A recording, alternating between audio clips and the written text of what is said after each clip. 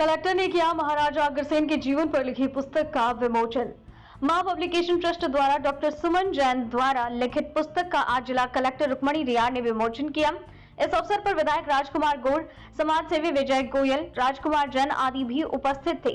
सुमन जैन ने यह पुस्तक सूर्यवंशी महाराजा अग्रसेन पर लिखी है, जिसमें अग्रोहा धाम के बारे में विस्तार से लिखा गया है। नवभारत समाचार श्री गंगानगर से राजस्थान से साहब राम की रिपोर्ट।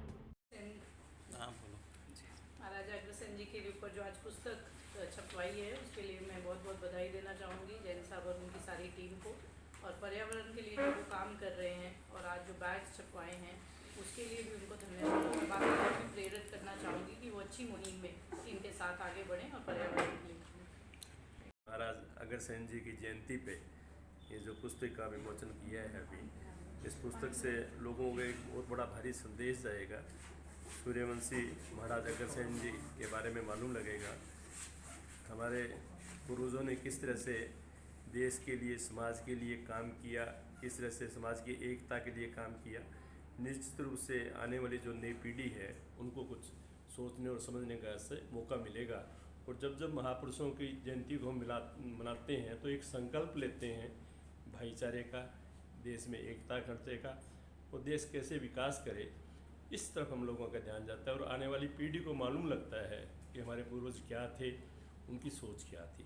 इसी विषय में आज एक ये बैग भी जारी किए गए हैं।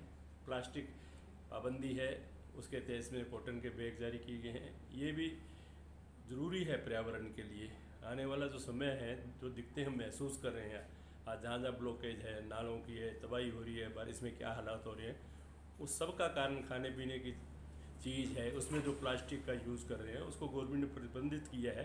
और समाज सेवी संस्था आगे आकर लोगों को प्रेरित कर रही है इससे कि आप कॉटन के, जैसे पहले हम थैले यूज़ करते थे, हमारे बुज़ुर्ग यूज़ करते थे, उसी लाइन पे हम आगे आखिर हमें वापस इतिहास दोहराना पड़ेगा।